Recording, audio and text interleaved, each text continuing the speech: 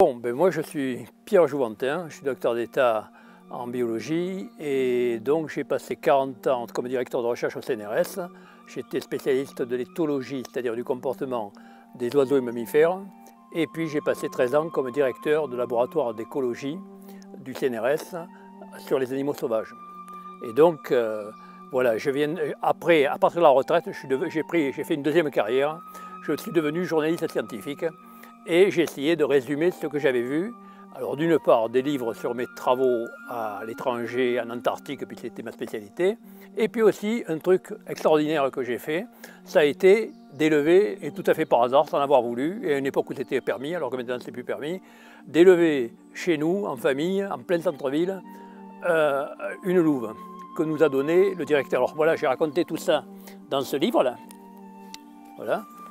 Et donc c'est un livre qui a déjà 10 ans, qui a eu pas mal de succès, qui est toujours d'ailleurs en vente.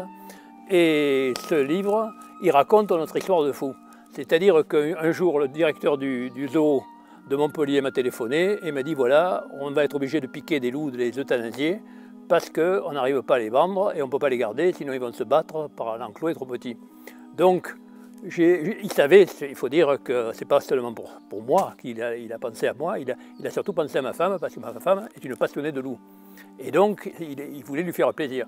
Et moi, j'ai aussi eu la bêtise, si je puis dire, de vouloir lui faire plaisir, parce que je me suis rendu compte qu'après, je m'étais mis dans une histoire de fou. Et d'ailleurs, je n'ai pas trouvé d'autres récits de gens qui élevaient un loup en appartement. Parce que c'est très difficile. Et donc, bien que je sois professionnel, que ma femme soit très douée avec les animaux, ça a été une histoire de fou que je raconte dans ce bouquin. Et donc, je passe sur les détails, bon, je ne vais pas entrer, il faut le lire, mais en tout cas, ça nous a amené à des histoires incroyables, c'est-à-dire se balader dans la ville avec un jeune loup, puis après un loup adulte.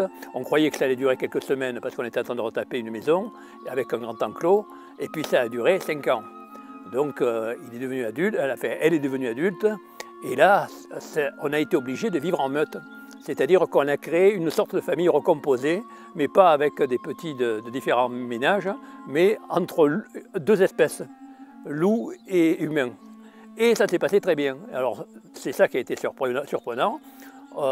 C'était encore plus facile. La louve s'est intégrée à la famille encore plus facilement qu'un chien et était beaucoup plus affectueuse. Mais par contre, quand elle devient adulte, elle devenait plus costaud. Et là, c'était un autre problème, ce que je raconte avec des tas d'aventures qui nous sont arrivées, qu'on a maîtrisées.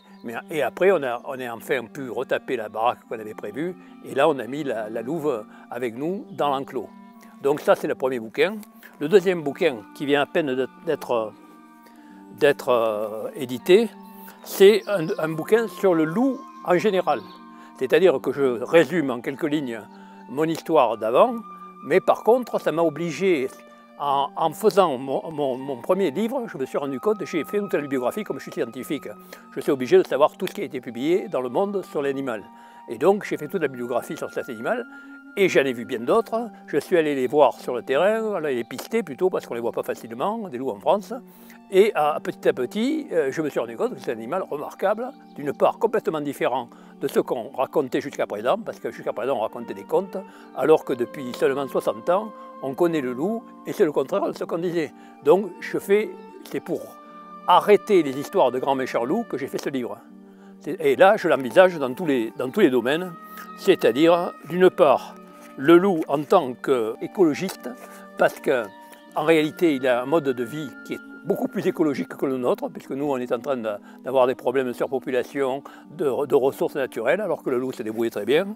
Deuxièmement, on a découvert, c'est la grande découverte de mon premier livre, de notre vie avec des loups, parce que jamais personne n'avait fait ce truc-là, c'est-à-dire non plus avoir un loup en enclos, ce qui n'est rien du tout, très facile, mais par contre, avoir un loup à la maison et vivre avec, ça c'est autre chose. On a vécu en famille, et là, on s'est rendu compte que la louve, quand elle devenait un peu grande, elle défendait les gens de la famille, pas les autres, et donc on a découvert que les loups s'entraident à l'intérieur de la meute, et donc ils sont altruistes.